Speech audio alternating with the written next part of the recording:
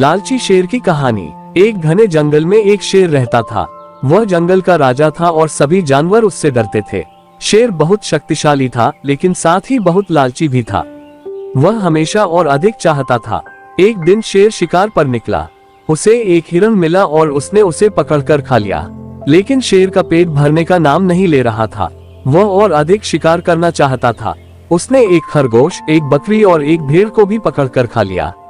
लेकिन इतना खाकर भी शेर का पेट नहीं भरा। वह अब और अधिक भूखा महसूस करने लगा।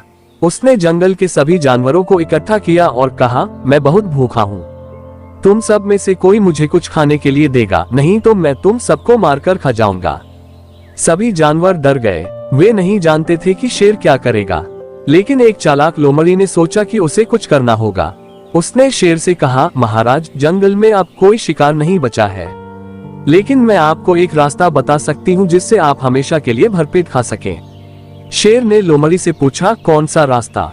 लोमड़ी ने शेर को एक रहस्यमय फल के बारे में बताया जो एक दूर के द्वीप पर उगता था।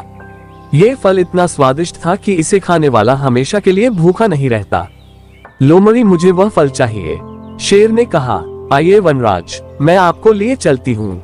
लोमड़ी बोली। शेर के मन में इस फल को पाने का लालच जाग गया और वह लोमड़ी के साथ द्वीप की ओर निकल पड़ता है। लोमड़ी शेर को एक नदी के किनारे ले गई और बोली, वनराज, उस फल का पेड़ नदी के बीच में एक छोटे से द्वीप पर है। आपको नदी में कूदना होगा।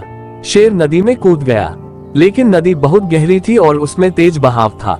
शेर तेज धारा के कारण तैर नहीं पाया और नदी में बह गया। इस कहानी से हमको ये सीख मिलती है कि लालच हमें बर्बाद कर सकता है। हमें हमेशा संतुष्ट रहना चाहिए। दूसरों पर आसानी से विश्वास नहीं करना चाहिए।